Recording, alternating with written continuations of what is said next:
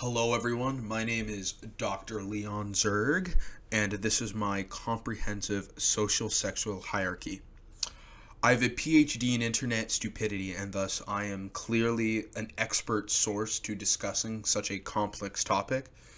The and I'll be guiding through what has become my in-depth analysis on everything that is going on since the ideas of the social sexual hierarchy have blown up. So, what is the social sexual hierarchy? The socio-sexual hierarchy is the intrinsic structure that men organize themselves in. This is where we have the whole alpha male, sigma male stuff that blew up a couple years ago. See, in that time, I've been developing this theory. I've been underground. I've been in the tunnels underground developing this comprehensive theory so that way we can understand what is going on. So, I ask yourself, what is a male? I don't know. That being said, what we do know is that in order to be a quality male, there are four things you must accomplish in order to be a high value male. So, first we must provide, as in we must amass resources in order to produce, in order to help our families to continue the next generation. We have to mate, so we have to find a woman in order to mate with. We must protect, and we must communicate. By doing all these things, the more we're successful at doing these four things, the higher value a male you are. And to understand is I've used every letter in the Greek alphabet. There are 24 males, okay? I discovered all of the males. They are all here, hence, and that is what my PhD grant money in internet stupidity has gone towards finding every single male. So first we must begin with the classical hierarchy, founded many ancient years ago. The classical hierarchy, pretty simple. The higher, the better male, more likely to breed. However, I'm adding something else. The higher up, the more responsibility you have. That's one of the big things. So, here we have your classical hierarchy, your alphas, your betas, deltas, gammas, and omegas. This is your classical hierarchy. We'll get into sigmas later. That's a little more advanced. But this is the classical socio-sexual hierarchy. However, this pyramid is actually somewhat misleading. In reality, it's actually a bell curve. You see, that pyramid creates scarcity. The reality is most people are delta males. Most people are average in the middle, okay? And then you have a little less gamma and beta males, and then the smallest are your alphas, your leaders, your heads of the group, and your omegas, the complete rejects of society. Which goes into one of the big things is that status that I want to get into. Status varies on circumstance, meaning the smaller community you are in, the less competition you'll have to fight with other men. So therefore, you may be a gamma male in real life, but within your small group of friends, you might be a beta. It all depends on the community that you are a part of. So one thing to keep a note: most people are delta males, okay? Most people are average in the middle, okay? So here are some examples of males. For alpha, I put, I don't know, Brendan Fraser. For beta male, I'll put like a guy with like a desk computer job. He's probably making $100,000 a year. He's probably a lawyer. Doing a lot. And then we have a delta male, your average Joe, which is why I put the actor from Dodgeball. For gamma male, see, this is where you have your true incels. Incels are gamma males. The reason they are not omega males is because omega males are people that are straight up homeless. Okay? Homeless people are omega males. They literally do not have the resources or anything to succeed in any capacity. They probably have like mental health problems and they really need to be like looked after. So do not worry if you're watching this. So keep in mind, omega males are homeless. Other males. See, now that we got through the classical hierarchy, you must determine, okay, there are another 19 other males you must determine. And first, you must go a theory I came up with, which is the socio-sexual compass. Important, as I want to reiterate, masculinity varies by circumstance, and circumstances change. So a person who might be an alpha 1 year, 10 years later might be a homeless drug addict on the street and be an omega male. So that's, again, so here's my social sexual compass. I took the idea of the political compass and added it to men. So here we have the quality axis and the status axis. And so as we established, the quality is if you're going through, like, you're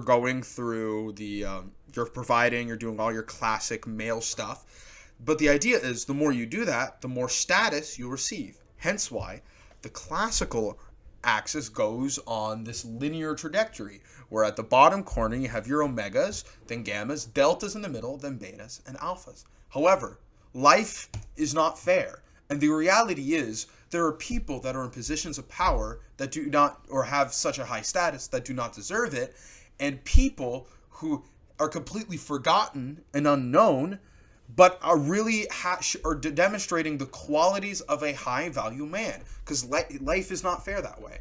So here we have the epsilon male, which is a person who has the status of an alpha, but the quality of an omega. They're really just a terrible person, but the society just props them up. You know, they're like shitty kings and whatnot, you know? Shitty kings.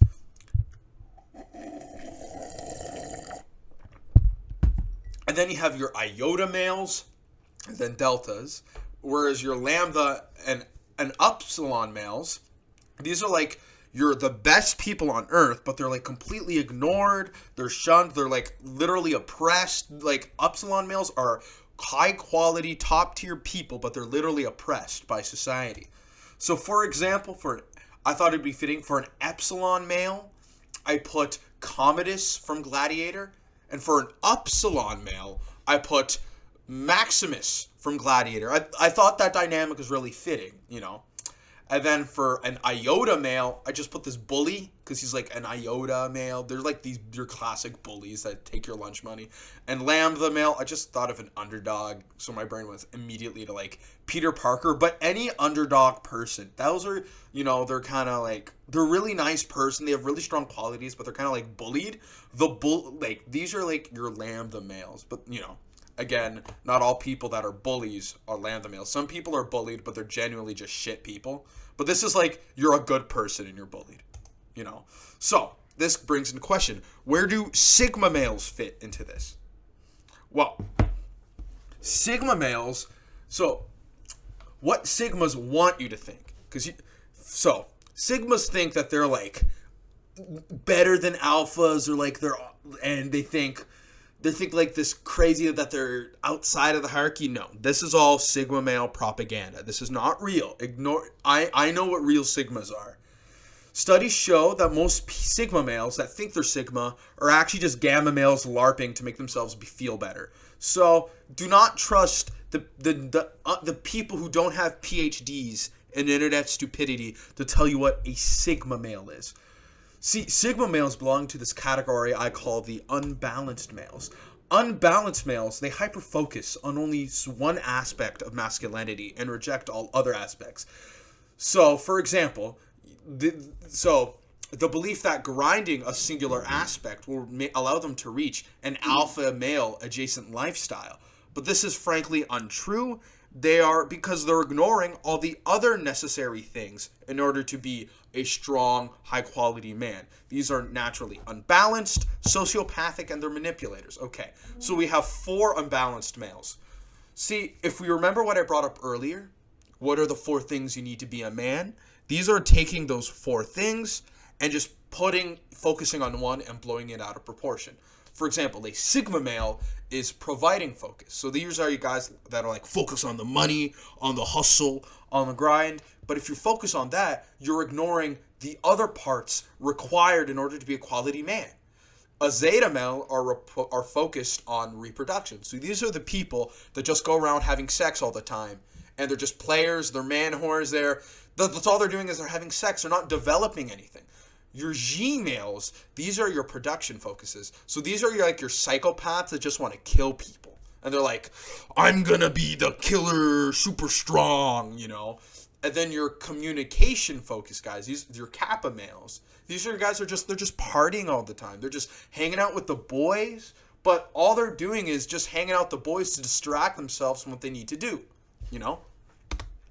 Examples of Sigma males, I think of like whatever the guy from The Wolf of Wall Street is, DiCaprio, I don't know what the guy's name. A Zeta male, I think of I don't know, I put Gaston. He gets a lot of punani in that movie. Like I think of the three blonde triplets. If you know what I'm telling, if you know, if you've seen the Beauty and the Beast, he is piping the three blonde triplets. A Gmail, the perfect example is Makoto Shishio from Rurouni Kenshin. Bro just wants the strong to survive. He just wants to kill all people that are weak and shit. So he's a classic Gmail and a Cap. I don't know. I forget why I put Scar. I think it's because he's like manipulating people, but I forget why I put him. Just ignore that. You get what I mean. Okay. Devotion males. Okay. Devotion males, instead of fulfilling their duty as a male, aka completing the four criteria to be a male, instead they focus on higher things that are greater than themselves, that are greater than their duty as a male.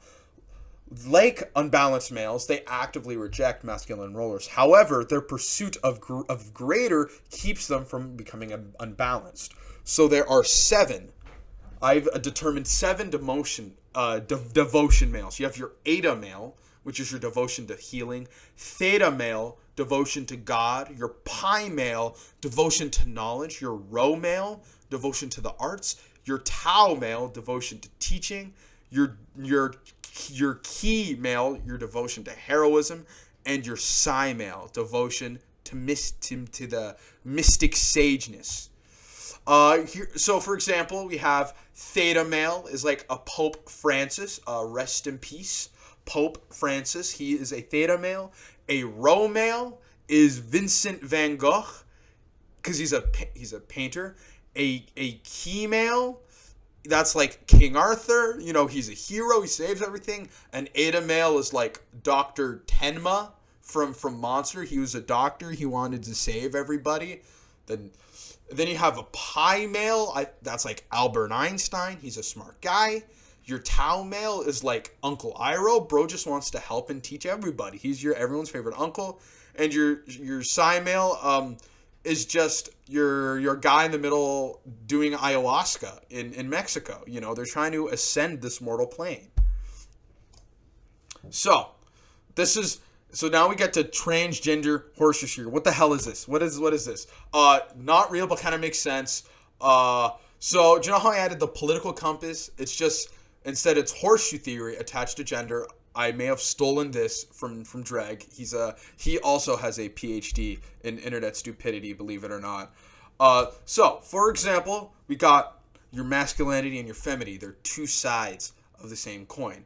In the middle, these things merge and become non-binary. But then you also have your far masculine or your hyper masculine, and then your far feminine, your hyper feminine.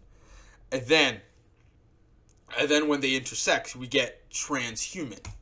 So here are the plots we got.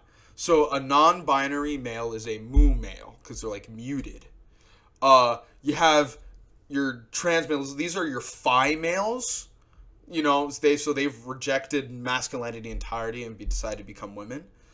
And then all your other males just exist in the masculine corner because you're a man. And then you have your new male, which is like a transhuman masculine feminine intersection. It's like the new evolved form of man, whatever that may be. But then you have the Omicron male. See, the Omicron male is the hyper masculine view of man. It's taking the aesthetics of masculinity and putting it to its irrational extreme. So for example, for mu male, I just looked up, I don't know, a non-binary person on Google. So same with a phi male, just looked up a trans person on Google. But for like an Omicron male, In Omicron male, we got here, you got here like the Giga Chad. He's an example of an Omicron male. He's like the most extreme form of man, you know? So the most hyper sexualized form of man, big muscles, stupid abs. And then for a new male, we shall see. We don't know what the new male is. We don't know what the future holds. And then what? New confirmed male sighting. Oh no, guys! This a new male. An example of a new male is Furunari, because you are combining the hypersexualized aspects of men and women, boobies and penis together to make a new male. Yeah, and this is like Satan from Devilman. So that is an example of a new male. This fusion and this hypersexualization of men and women, whereas a mu male is the muting of gender to make it as bland, not bland, but to the muting it. Seven fun things, 7 sins of masculinity: sigma, zeta, kappa, G, omicron, epsilon, and omega. These are the 7 bad guys. Sigma is greed, zeta lust, kappa gluttony, G wrath, omicron is envy, epsilon is pride, and omega is sloth. Conclusion: 5 plus 4 plus 4 plus 7 plus 4 equals 24. Therefore, I've used all the letters. I am obviously a pi male because I am a genius. I have bettered mankind. Do you agree or disagree? Hopefully you agree. Anyways, thank you for my PSA, and I hope everyone is smarter today.